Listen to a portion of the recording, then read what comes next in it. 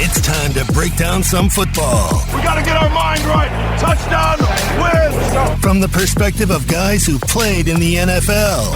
Touchdown! And a guy who had one really great sack in high school. Oh, you're so weak. You're wasting my time. Greg Camarillo and Marcus McNeill are the pros, and Skraby is the Joe. Let's go. Let's go. Let's go.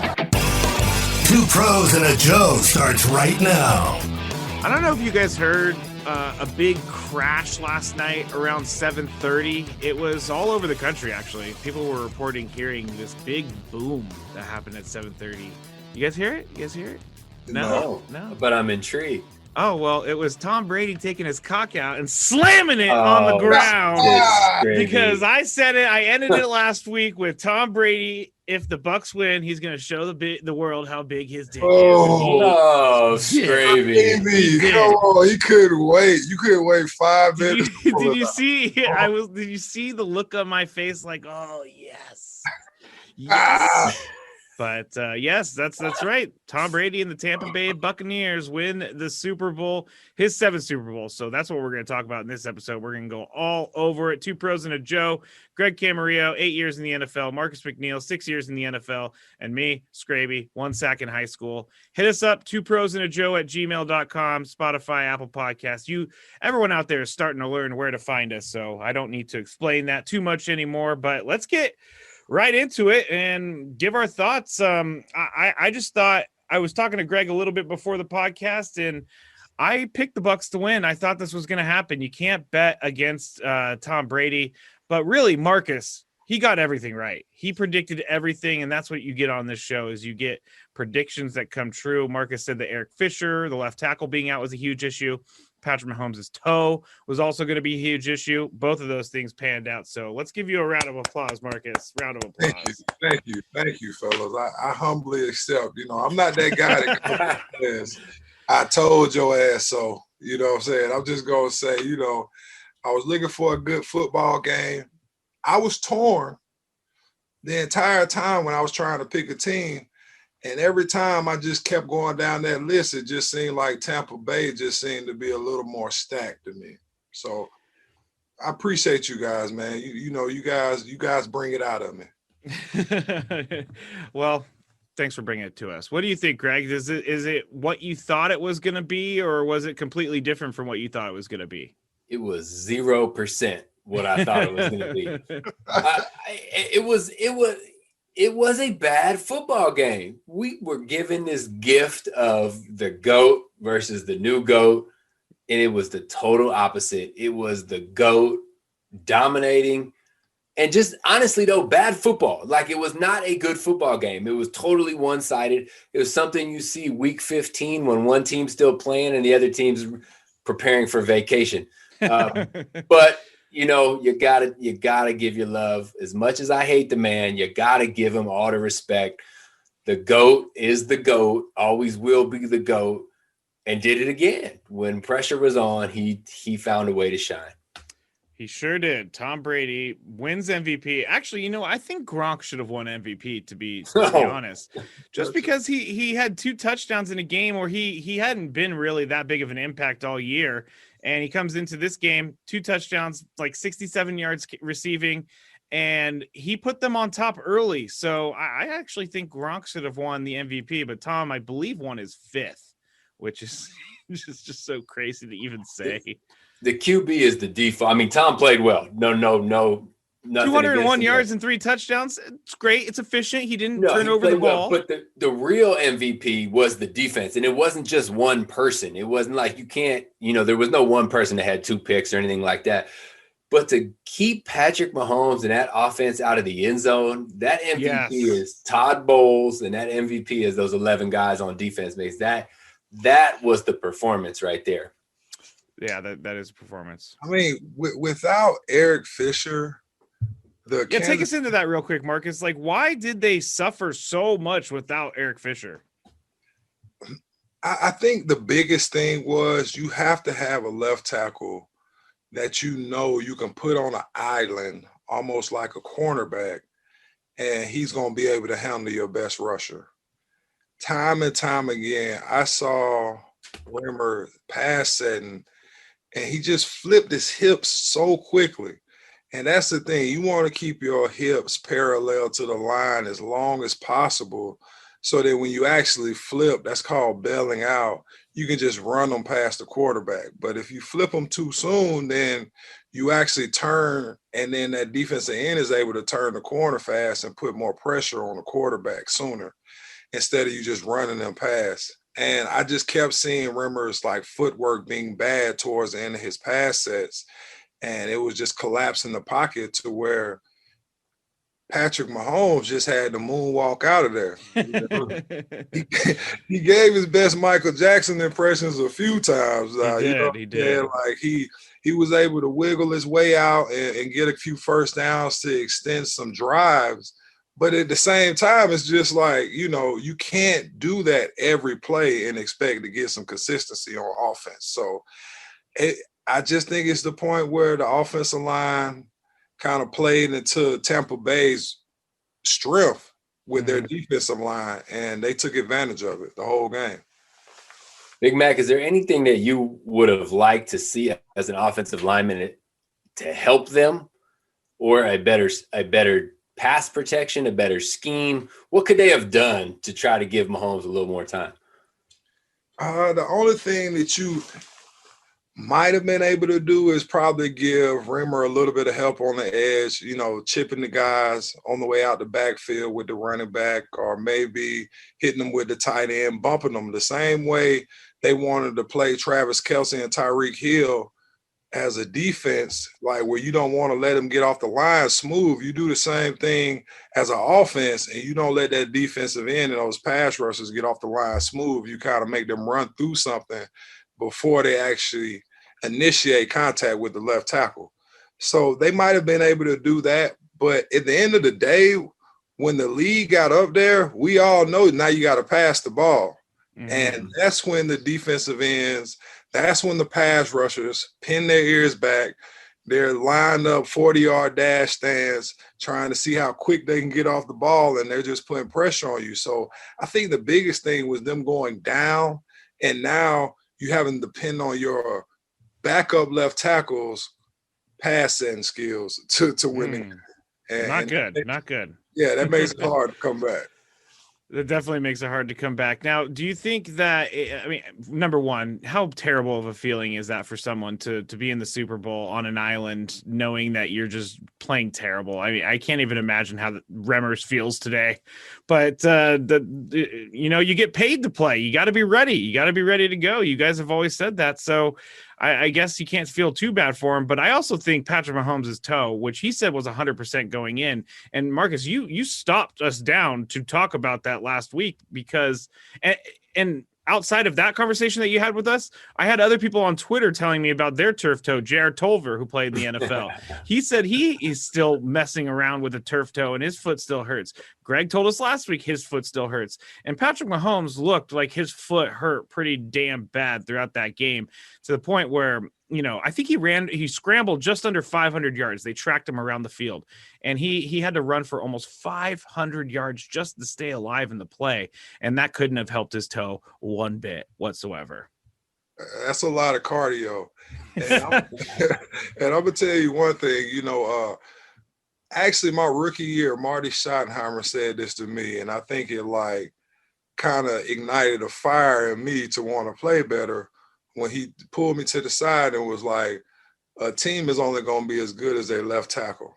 And it made you know that, all right, well, if I'm going to protect this guy's blind side, I got to make sure I got his back, and I think that it held true in yesterday's game because the team was only as good as their left tackle could be. And not to put all the blame on Rimmer because, he didn't give up that many sacks.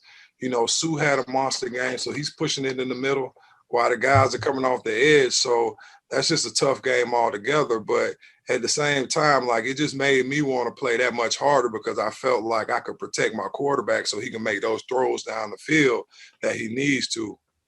Yeah. What were you looking at with Greg with the passing game of the Chiefs? Tyreek Hill didn't really have anything going on until late in the game. He ended up, I think, with like 73 yards, but he was not a factor whatsoever. What were they doing that was messing him up?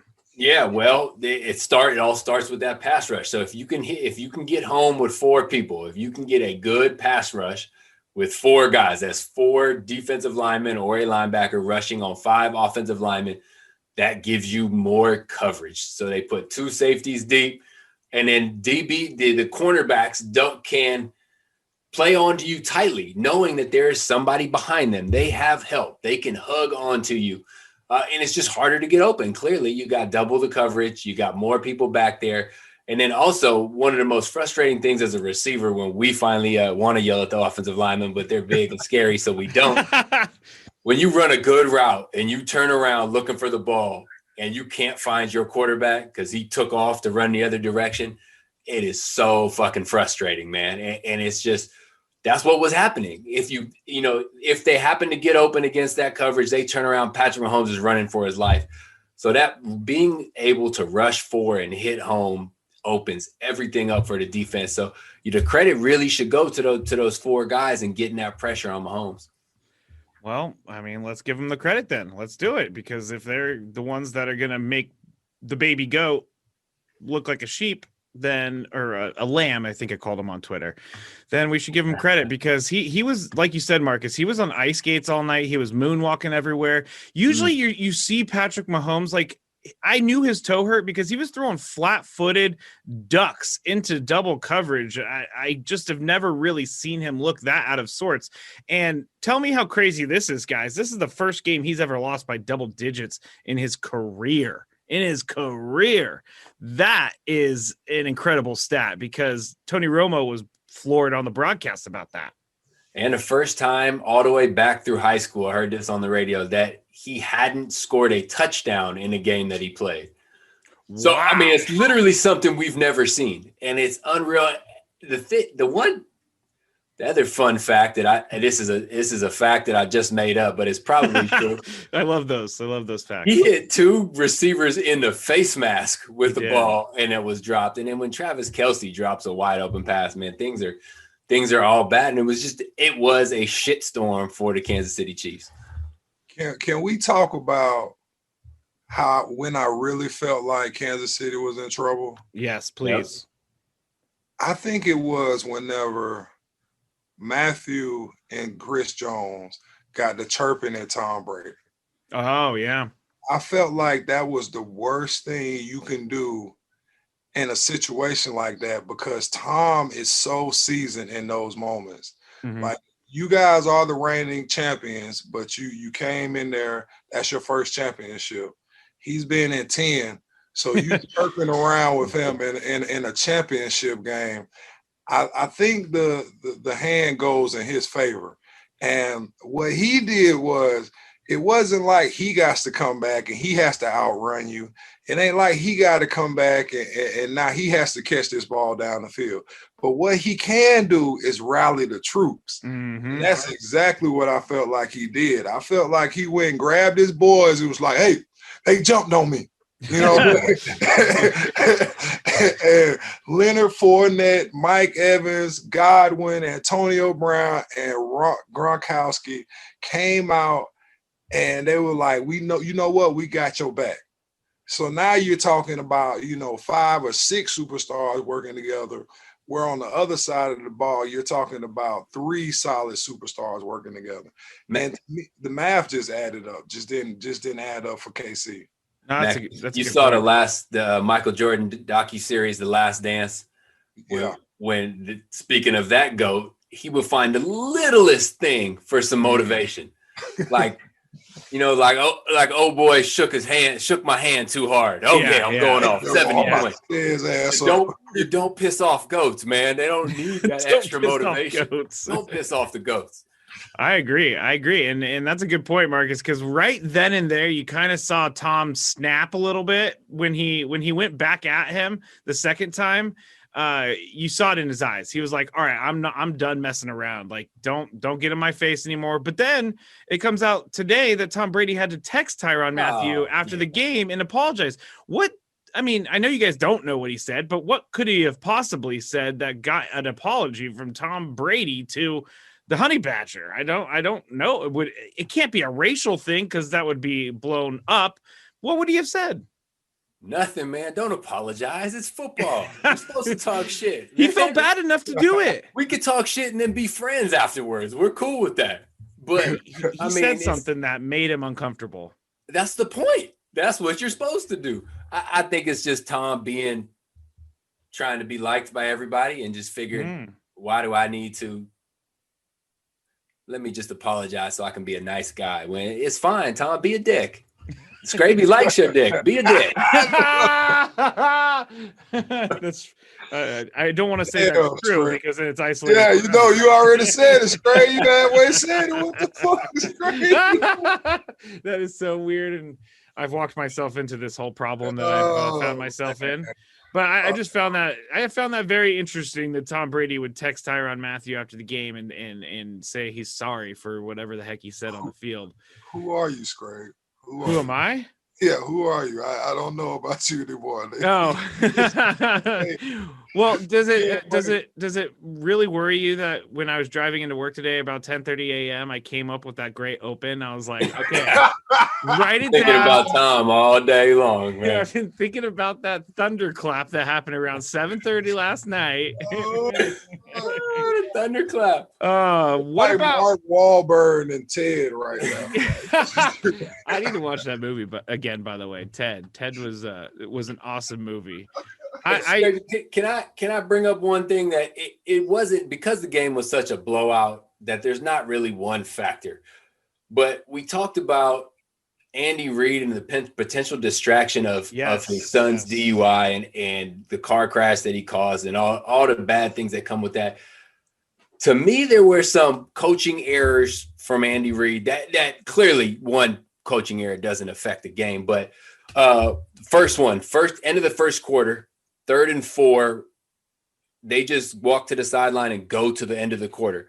Mm-hmm. Call a play, don't snap it, try to get him to jump off sides. If it doesn't happen, no loss. That to me is that's a simple thing that a coach should do. The second one, as if Andy Reid had not watched the NFC Championship game. You don't give Tom Brady extra time. Do not call a fucking timeout at the end of the first half because that turned into 7 points. It did. That blew my mind. It did. And I was in prime position for Super Bowl squares. And Tom, I go, no. They're going to give Tom the ball back with like a minute left. He's going to score. I'm going to lose out on these Super Bowl squares. And they called timeout and screwed your squares. Screwed my squares, screwed themselves.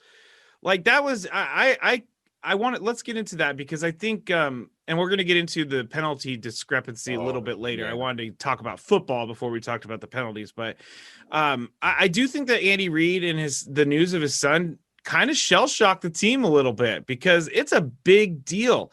You're Thursday before the Super Bowl. Normally he's down in Tampa already. So this thing doesn't even happen to begin with because he's probably not driving around Tampa drinking. He's at home. That's why he's driving around. And if you haven't heard, Britt Reed, the son of Andy Reid, outside linebackers coach, unfortunately got into an accident near Arrowhead Stadium where he hit the back of a car while they were trying to refuel. And there's 2 young kids in critical condition. So he also admitted that he had 2 or 3 drinks and had taken Adderall. And, my mom actually asked me, why would he be taking Adderall? And I'm like, probably because this guy needs to stay up all night long doing game planning and watching film. And do you guys know is that something that coaching staffs do? Marcus, have you ever heard about a guy taking Adderall to stay up all night studying film? Not so much a coach or anyone specific taking Adderall. Some people just have, disorders where they actually need to take Adderall. True. It's just kind of a play-by-play or, person-by-person scenario where, they actually are prescribed that drug. And, it wasn't anything out of normal, I guess, for me. Somebody taking Adderall or something, you might have a little bit attention deficit or something where you need to focus in a little bit more. So that's Okay. kind of more of a personal situation that, I kind of, just looked over as I looked at people because it's just something they're dealing with. It's a much more respectable approach than I took. We heard of the Miami coach snorting cocaine there in the office. Yeah. And then when I was playing, and I don't know if it's different now, but there were certain teams where all you had to tell the team doctor was, I've got problems focusing. They give you a prescription for Adderall, and it is a performance enhancing drug. Like you are zoned in, you can stay up longer, you can study longer, you can pay more attention.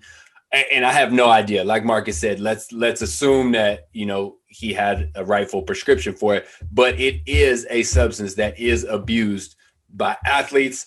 I would assume coaches, but I don't know any personal stories, but I do know personal stories of athletes abusing Adderall as a performance enhancer.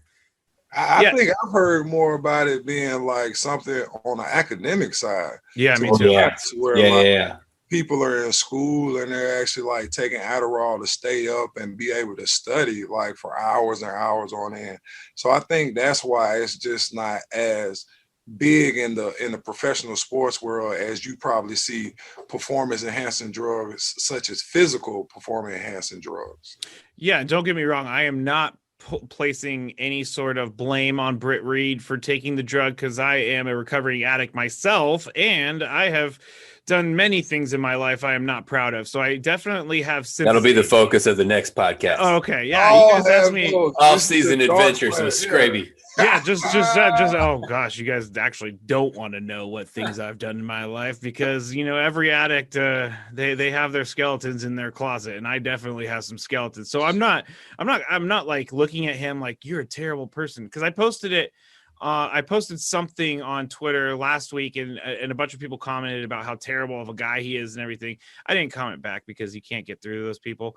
But what I wanted to say is it doesn't make him a bad guy that he's doing this on a Thursday night. You know what that makes him to me? A guy who needs to figure out what's going on with himself because you're Thursday before the Super Bowl and you're drinking and driving. There's something you need to kind of explore about yourself. Hey, yeah. I mean, that's just a messed up situation. And I definitely think that it had an effect mentally probably on what was going on because that's something that you can't just put out your mind, right? Oh, yeah. Especially, yeah. My favorite show right now is called Your Honor, and it's actually a show that kind of has that same storyline where a judge's son runs over somebody and they're trying to like cover it up. It's a lot worse. Ooh, that's right in my wheelhouse. Yeah, I mean it's actually a good show. I think it's on Stars or Showtime, but like it's pretty juicy. So I can only imagine like the things that they're going through in the plot line for that. Like just having an ounce of that where you're worried about you hurting somebody or doing something, and then you put that on top of the pressure to win a Super Bowl, like that's a lot you got to do. Yeah. Why you guys tell me I had a tag on my daggone coat like the whole time? Like I hope somebody zooms in. You know like, what? I you got that jacket on sale. We can't tell, man. It's camouflage. I honestly thought about it. I was like, maybe he is just wearing it and he's gonna take it back or something. I don't know. I'm not gonna say anything. It's all good. That is hey, man, so we appreciate you dressing up for us, Big Mike. Yes, that is hilarious, though. Appreciate you. I actually wore this in the family photos a couple days ago. Oh, where'd you get it? Where do you get something like that? You know what? I actually got this from the Nike outlet on the way to Palm Springs. Wow. Yeah, it was, a little discounted price, but it had a little flavor to it. So, I do what I can do. Marcus has the best fashion on the show. I'll just say that right now. Like I will never even come close to it. Never. My wife dresses me. So thank you. Okay. All right. Well, then I need to get someone to dress me. That's what that tells me. That's what that tells me. But yes, I'm sorry we didn't talk about your tag that was on your jacket. If you want to see Marcus's jacket and you're listening to the podcast, make sure you go to Two Pros and a Joe on Twitter or Instagram because we're going to have some video up there of Marcus's sweet jacket. let's move out of Andy Reid's son and let's quickly talk about flying to Tampa on Saturday for the Chiefs. Is that a bad move in retrospect? I kind of felt like maybe they should have gone a little bit earlier just to get into the mood of a Super Bowl. I know that they're not doing, I know Greg's shaking his head, but I know that they're not doing anything before the game and all that, but it kind of just felt like it didn't feel like a Super Bowl to me for some reason. I don't know how to explain it, Greg. Because it was a blowout. That's why. But okay. No, I'm totally fine with it because it not just distractions, but because of the Rona. Like, how can we minimize our exposure? If we go to Tampa, there's no way you're going to keep 60 guys in their hotel room 24/7. It's going to lead to some issues. Stay at home. It's been working. Keep them away from that barber who tested positive, and then everyone's gonna be all right. Yeah, that barber who tested positive, by the way, we didn't get a chance to talk about it, I don't think, last week, but that had the makings of being something very bad for the Chiefs. That dude had tested negative 5 days straight before he came in to give him haircuts. And then as he was there, his rapid test came back. And I think Daniel Kilgore was getting his haircut and he had to leave in the middle of the haircut. They kicked him out of the stadium in the middle of the haircut. But Patrick Mahomes was supposed to get his haircut, and man, could have been much worse. What do you think, Marcus? Flying to Tampa on Saturday? Not a bad move. Bad move? Yeah, I think it's a little bit of a bad move. I think you want to get them at least 2 days just to get their legs right, kind of kick back, get rested, get acclimated to the city, just in that bed. You want to be comfortable the night before. You don't want to be, to me, like coming in the night before a game, get your room comfortable, get yourself together. Like, I mean, it's a Super Bowl. Like, give yourself a little time to relax and chill out. Now, I think you definitely got to keep them grounded because, I know half of the strippers from Atlanta was in Tampa. Yeah. Money, yeah. So it's like, it's going down in Florida. You know what I mean? So, like, I think the coaches were more worried about that than anything else. They were trying to make sure that they kept a wrap on their teams. We've had situations where early in the year, Dwayne Haskins is at a strip club, that would be the worst right before the Super Bowl, right? Like, as a head coach, I do not want to have that happening right now. I got to do whatever to protect that. So I think that's the call they made. But at the same time, I personally like to be there, a couple of nights just to get, a little bit more comfortable in whatever situation I got to go when I'm sleeping. Yeah, no, I agree with you. It's really hard for me to find a place to sleep. Like, I remember when I went to that was a weird way of putting it, but when I on the road, I went to Minneapolis. That was a really weird way of putting it. When I'm in my own bed, I can sleep just fine. But when I went to Minneapolis, the radio station I was with did not feel like paying for more than one room. So it was myself, Nick Hardwick, and Judson Richards in the same room. And you got the floor. No, actually, Judd took the cot, which he called. Wow. I don't know why he called the cot, but he called the cot. And so Nick had a bed, I had a bed, Judd had a cot. And I'm a loud sleeper. So all night I was nervous about waking them up. So I literally just stayed up all night for 3 days because I was so nervous about waking him up and all so considerate, man. I am. I'm way too considerate. But I'm gonna need Nick to splurge and get an extra room. Yeah, come on. No, he was going to, but then it was too late in the game and all the rooms were booked up because it was Radio Row and it was Minneapolis. And so we all had to share the room, and it was fun. It was fun. It was like a big old sleepover, but I was also like, man, this is weird. I'm in sleeping with a bunch of grown men in a room and we do a show together. I'm picturing the scene from Step Brothers when they make bunk beds. So much space for activities. Activities. All right. Let's get into the penalties that happened in the first half of the game. Let me lay this out and then we'll get all of your guys' thoughts. The Chiefs were penalized 8 times for 95 yards in the first half, while the Bucks were only penalized once for 5 yards in the first half. And according to Elias Sports Bureau, the 6 first downs via penalty by the Buccaneers is a Super Bowl record, and there was still a whole nother half to play. The previous record was 4 for a game. And Boomer Esiason, I agreed with him on the halftime broadcast. He said the referees are way too involved here. What do you guys think? I'm just going to start with you, Greg. You're the wide receiver. Those pass interference penalties that were called on Mike Evans, and I can't remember the other guy. Gronk was in the end zone. Those seemed like they were uncatchable balls, but what do you think? Were they pass interference penalties in your mind? There were some terrible fucking calls through the game, and not. I'm going to blame both the refs and the Kansas City's defense. So one of the things that blows my mind that I despise like no other is jumping off sides on a field goal to give them a first down. Yeah, So it's a turnover. You are causing a turnover. That gave them a first down. I think they turned it into a touchdown from a field goal. That's a huge mistake. That's all Kansas City's problem, not the refs. But these ticky-tack holding calls, stop it. They're like, you can touch a guy. That is allowed. If you grab him and physically hold him and alter his route, that's not allowed. Touching him is allowed. There were some bad calls on that. And then there was one that I put out on Twitter of Antonio Brown. This is at the end of the half when Mike Evans got that ghost PI on the ball that was too far from him. Yeah. Antonio Brown wasn't set. He's moving. He's wiggling. He's in his position, and they didn't call it. And I do want to point out that none of these calls came from the first woman ref in the NFL. She did an outstanding job. It's that other slap dick on the other side that was causing all the problems. That other slap dick referee. But man, there was some bad calls. The only good penalty was the dude who held on the punt rush when the punter dropped the ball because he saved a blocked punt. So good for you for holding on, buddy. Everybody else, you suck. You suck. And by the way, a punter should never have better hair than their quarterback. Oh, man. And that Chiefs punter had some flow. He has some nice flow, but you should also never know a punter's name during a Super Bowl. That's also true.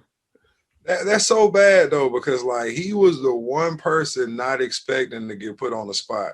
Like, how many times does the Kansas City Chiefs punt the ball, right? It's like, it's not even my game. I'm like rooting on Patrick Mahomes and making sure my boys are right. And then, like, they're calling you back after you shank one, so now you're not feeling good.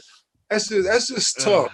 But I will say, I do not think – that was a bad call on the PI from Mike Evans. The ball, to me, landed in front of him. When he landed on both his knees, probably, I would say, 4 yards in front of him, right? Maybe 3 to 4 yards, right?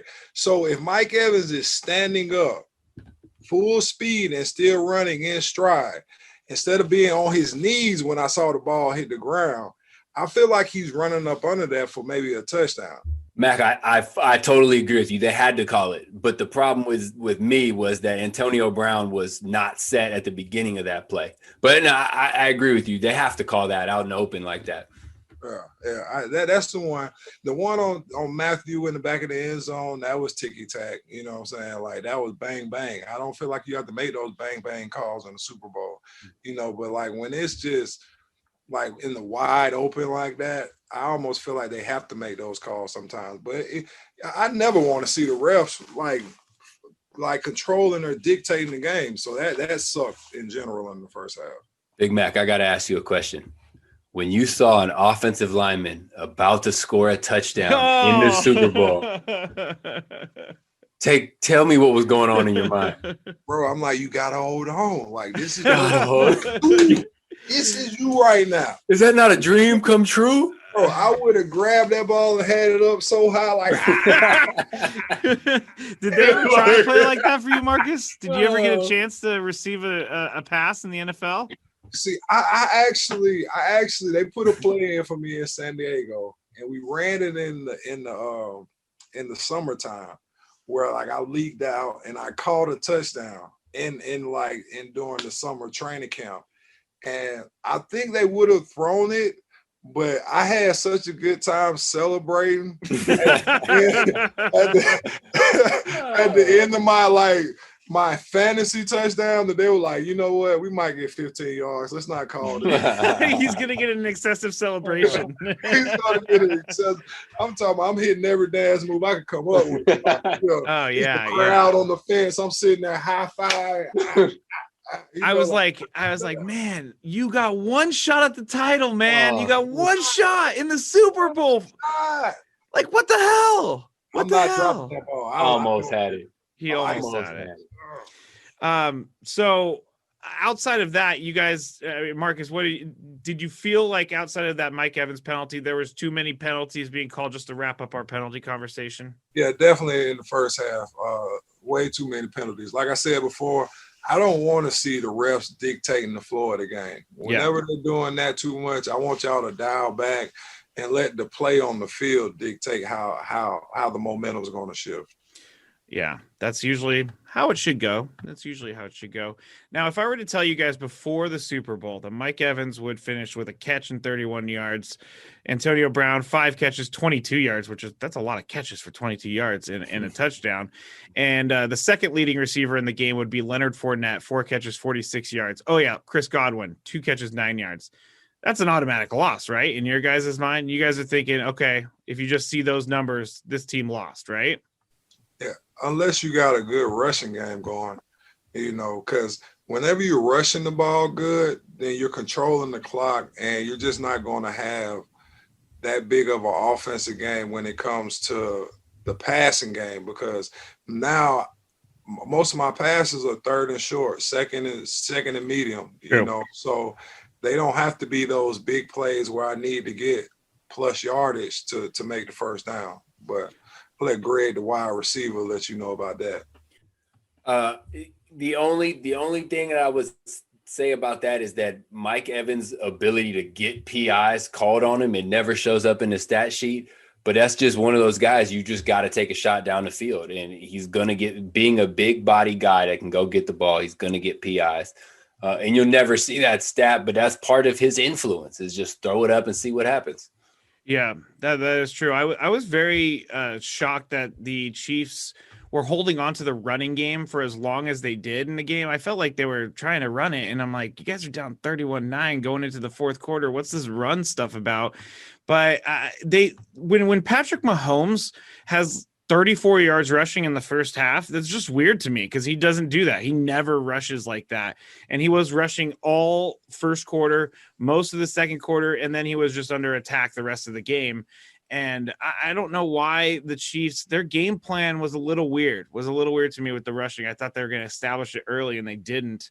And it ended up hurting them big time, because all they did was punt with their long-haired punter. And like Marcus said, he wasn't ready for the big time. He had how many punts did he have? He had 3 punts, and they were all pretty terrible. They were all pretty terrible punts. So I don't know. I don't know. I mean, the Chiefs, they are looking at more question marks in this offseason than they are looking at answers. And Tom Brady already said he's coming back for next year. We don't have to worry about that. Gronk already said he's coming back for next year. Chiefs are fine. Yeah. They just laid an egg at the absolute worst time. And a lot of it, like we talked about early, was they're missing their left tackle and their right tackle. I think the majority of their people are under contract. You've got Patrick Mahomes for a decade, Tyreek Hill, Travis Kelce, and then your linemen are still there. Their cap is going to hurt them in this offseason. Because Chiefs are fine. We have nothing to worry about there, but the Bucks are totally fine too. That's the other component. This is too early to predict this, but what's stopping either of those teams from coming right back to the Super Bowl? There's really no big, huge question mark. Godwin's going to leave the Bucks, but they can be fine without him. I hear that Mike Evans said, take money from me so that Godwin can stay. Wow. Yeah, I can see that happening. I can see that happening too. And I like that about a player. I like a player who says, take money out of my pocket so I can win some championships and keep this team together. Because that's exactly what I'm sure all the coaching staff wanted to hear. And congratulations to Bruce Arians' coaching staff. He had the most diverse coaching staff in football. He had a black offensive coordinator, a black defensive coordinator, and he had a couple women on the staff as well. So congratulations to the Bucks and to Bruce Arians. I saw that Marcus posted on Facebook, so I wanted to make sure I brought that up. What do you have to say about it, Marcus? That was pretty awesome for the sport. That was pretty awesome. And there's a couple things I want to say about this. One, I feel like Todd Bowles came and completely revamped what they had to do on defense to make sure they can shut down the Kansas City Chiefs. So big ups on that, and I think that KC actually may have gotten caught into a little bit of a trap, right? Because whenever you beat a team that bad, you don't want to change much, right? Like, I don't want to go too far away from the wheel when I just manhandle this team. So I'm going to try and dial up those same things that we used to beat this team before. But in that scenario, now you have the same game plan. The other team has a new game plan to scheme towards that game plan.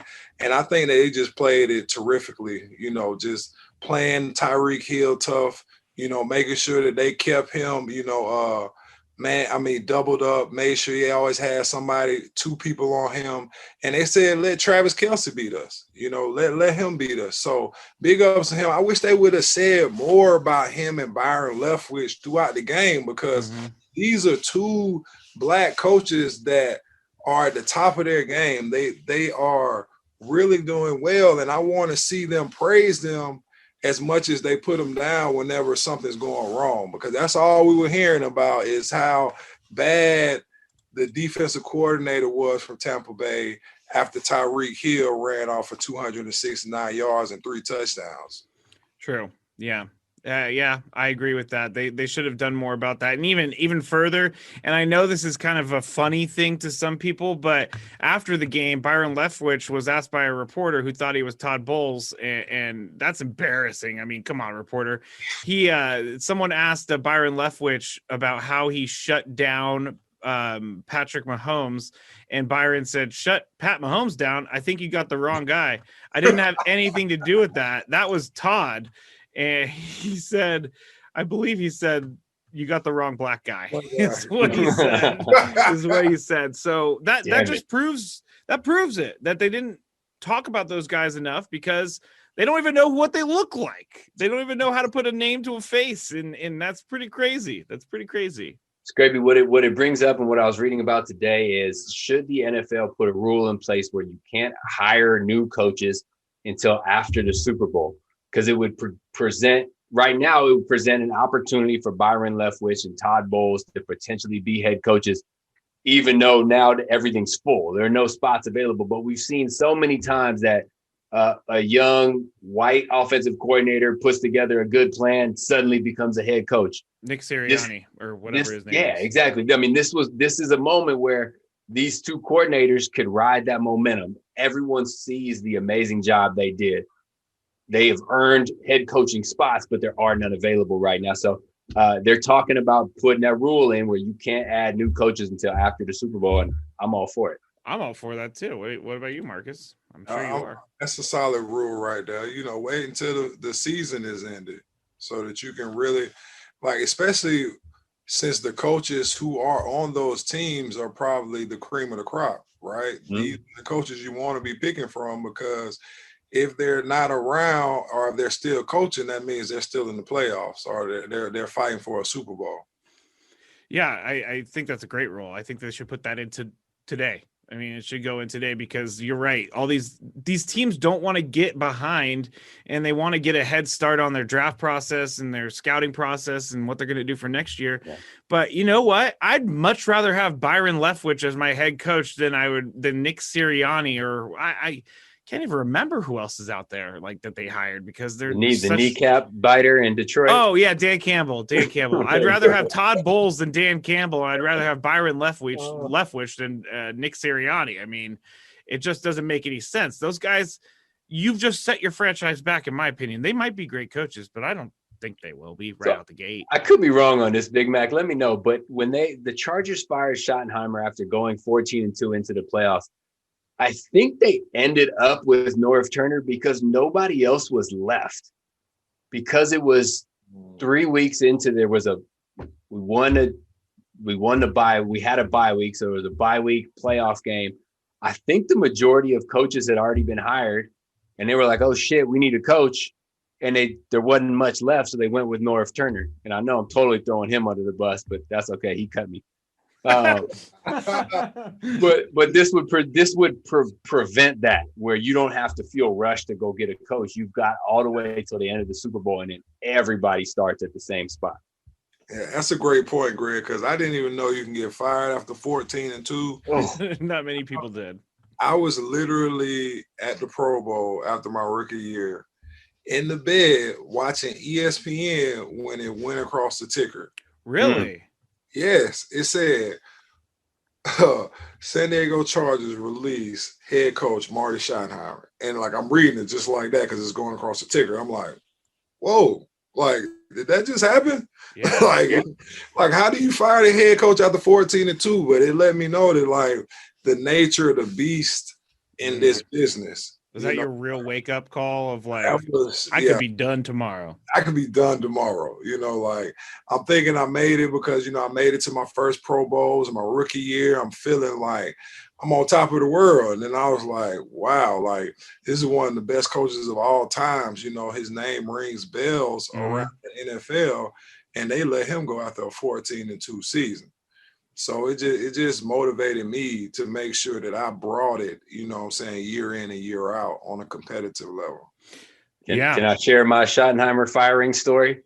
Go ahead. Yes, we should talk about this because, Marty Schottenheimer unfortunately was moved into hospice care and things aren't going well right now, but we could share these fun stories. I mean, he best coach I ever played for, hands down. Love there you go. Dude. Totally respected that dude. Thought he was a great coach. So after 14-2, after we lost, the team said the coach asked for individual meetings with each player by seniority. So the oldest guys go first, which is usually that first day after, which would be, I guess, a Monday after a playoff game. And then the younger guys, I was in my second year, we'll get to later, which would normally be the day after.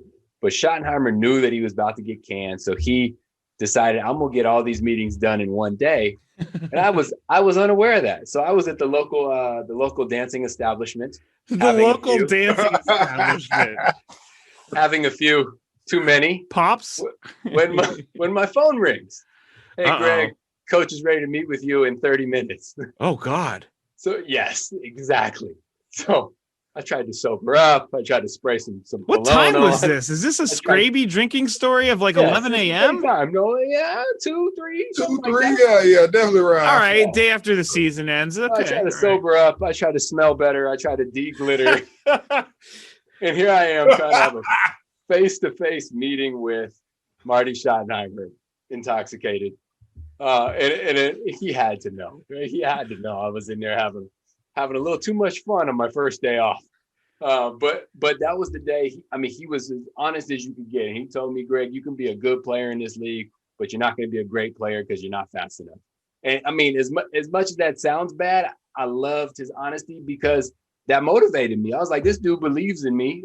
Sure, I'm not going to be a Pro Bowler, no problem there, but this dude believes in me.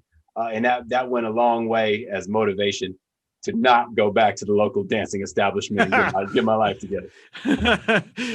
See, I would have just gone back. Yeah, you didn't go back. Like, come on, it's the first day off. Enjoy yourself, bro. I tried. And he cuts you, and you don't. No. Schottenheimer didn't cut me. North did. Oh, Norv cut you. Okay, all right. I was gonna say, as soon as I was cut, I'm back at the bar, drowning my sorrows in that bottle, man. Oh, I was drunk in front of Norv too. Got nothing else to worry about. Nothing. Ain't got no job anymore. Ain't got no job. What's going on, man? Get fired on your day off, man. I've been fired on my day off before. So Vaughn's fired me one time. I got fired as a bagger. That's pretty crazy. Damn, that's great. What were you doing? Stealing bags? No, I stole a bottle cap that was a free Dr. Pepper out of someone's drawer, and they reported me. So I got fired because I stole a bottle cap. Stole a Dr. Pepper? Dr. Pepper, you had to have. I didn't even know. I thought you could just turn in the bottle cap for like a soda. Like if I could just go up to the register and put it and say, here. How old were you, man? I was 18. Hey, man, you've come a long way, Scrape. I'm proud of you. I have come a long way, but they called me into the office and they're like, do you realize what you've done? And I'm like, no, I don't. I didn't think I did anything. And they're like, you stole from one of your coworkers. And I was like, what did I steal? And they pull the video of me stealing this bottle cap out of the drawer. And I'm like, this, I didn't think it was a big deal. I thought it was trash, to be honest. I thought it was trash. It was just a bottle cap. Did you know who it belonged to?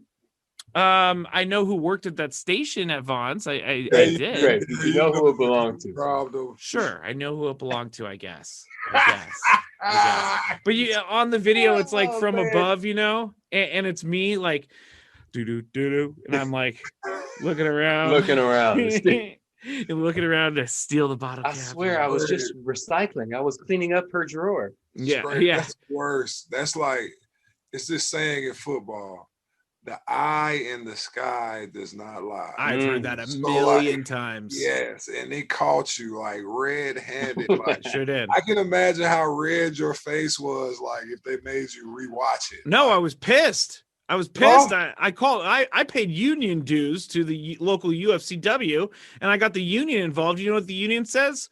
They caught you on video. There's cut and dry. I'm like, you came all the way up here for this? Greg's telling his story of meeting with Marty Schottenheimer a little intoxicated. One time, I don't know if I've said this on this show, but one time I was doing a report at the University of San Francisco, and I was staying up all night drinking as I was typing up my paper, of course. And I show up to my meeting. That's the opposite of Adderall, by the way. Yes, it is. I show up to my meeting with my teacher the next day, and I'm disheveled, I'm hungover, I'm tired because I stayed up all night doing this paper. And she goes, Matt, not only are you unprepared for this meeting, but you smell like alcohol. And I was like, oh, sweet. I smell like alcohol. Yeah, not my finest moment. You should have cologned, de-glittered. No, it was coming out of my recesses of my body. Coming out your pores. Oh. Yeah. You never know how much you stink like booze until you're an alcoholic that sweats every day, every single day. That Henny comes out of you. They smell it. Like they do. They do. The Jim Beam too. I could smell those oak barrels all over the place. I was like, I smell an oak barrel today. Oh wait, that's just me secreting Jim Beam. Anyway, I think I've admitted too much here. So we are done with our first season of Two Pros and a Joe, and I thank Greg and I thank Marcus for embarking on this process with me, and we hope that all of you listening have had a great time listening to us. We're not going anywhere. We're going to be back for next season, and we might not do it every week here in the off season. We're still not sure of our plan, but what we're going to do is we're going to be back with you at some point to talk about the combine. We're going to talk about the draft. We're going to talk about different things that come up in the NFL. So we're not going to just leave you high and dry till next season. I know that Greg's even working on a guest for us here in a few weeks. And we just want to thank everyone for being a part of the show this year and helping us get kicked off. Everybody who likes us on Facebook and Instagram and Twitter, thank you so much. And please keep the conversation going with us. Reach out to us. You can reach out to Greg at Catch Camarillo. You can reach out to Marcus at Marcus McNeill 73 on Insta. Marcus is at McNeill 73. Hey, and McNeill. Skraby. Yep, I know. And for me, Matt Skraby, MattsKraby as in boy Y. Can't forget our guy, Odd Thomas 71 on Twitter. So thanks to everyone. That's all I got. You guys got anything to go out on? I always ask this, and I'm always awkward about it. So I'll keep being awkward about it. But what do you guys got? Man, this is Tom Brady. I'm gonna go out with this is the best fucking podcast ever. Oh, I love it. There, you know what I'm saying? Wow, out there. Okay. You know what I'm saying? Either get down or lay down, baby. We here, you know. Hey, baby, God bless, you know. Yeah. Greg just wanted to say fuck Tom Brady. That's all I need. That's my motivation for the year. Bro, shout out to the mattress guy who put up. Mattress Mac. to put up he $3 got million paid. on Tampa Bay. Nobody's feeling better than him today. Well, you know why he did that is because he bet $3.5 million in Tampa Bay. But you're right, no one's feeling better than him. He also said to anyone who bought a mattress over $3,000, if the Bucks win, he'll forgive your debt. So he kind of hedged his bets by betting on Tampa Bay, and then he won the $2.5 million or whatever he won, and he's paying out these free mattresses from his lottery winnings. He does this all the time. He did this for the Astros. He did this. I think he did it again last year. I don't know. He's crazy though. He bet like $10 million on the Astros and they lost. Wow. Yeah. But he sold a lot of mattresses. Yeah. I think he learned from his mistakes. Don't quote me on this, but I believe he said, if the Astros lose, I will pay for everything. And the Astros lost and he had to pay for everything. Shit. So he learned. He's like, I'm only going to pay for things on the team that I bet on because I have the money coming back if they win. So that's what we're going to do. Mattress Mac is his name in Houston. Anyway, that is it for season number 1 of Two Pros and a Joe. Like I said, we'll be back with you very soon. Thank you to everyone. Thank you to our big voice guy, Mike Hansen. Thank you to Thomas for all of the video clips. Thank you to Greg for being here with me. Thank you to Marcus for being here with me. And thank you to all of you for listening. We'll be back with you very soon on Two Pros and a Joe. Peace. I should have talked about that, but that was great. Yeah. Oh, that was fucking great. That was great. Hey, let's stay there. Let's stay there. We're not done with the episode just yet. I'm sorry. Yeah. Oh, okay. Antoine Whitfield Jr. Shout out to him. His dad was a great player for the Vikings back in the day. His son just came through with a Super Bowl. Got to shout him out on the show today. Got to shout him out, and loved when he put the peace sign in Tyreek's face because Tyreek does it to everyone, and he finally got a little taste of his own medicine. Got him back. I'll take that 15 any day. I played with Papa Antoine Winfield, and he was an incredibly nice guy. Great, which is rare for a DB. But to be honest with you, I don't like that 15 for that because it's way cooler to do it running into the end zone than on an incomplete pass staring at the guy. That's not as exciting. It was fourth down. That's not exciting. Run into the end zone, give me your piece. It was a little. It looked like it was the first time he threw it. Like he came, he was like. You know what I mean? like the white guy in class. It's not as cool as like when Tyreek is doing like 20 No, it wasn't cool. It wasn't cool. Like, hey, good on Tyreek for. I would have snapped if that was me. I would have snapped. I would have been that pissed. I would have been like, you mother effer. But Tyreek didn't do that. So anyway, that was now we are done with. There we go. Now it's over. Season over. Season. Bam.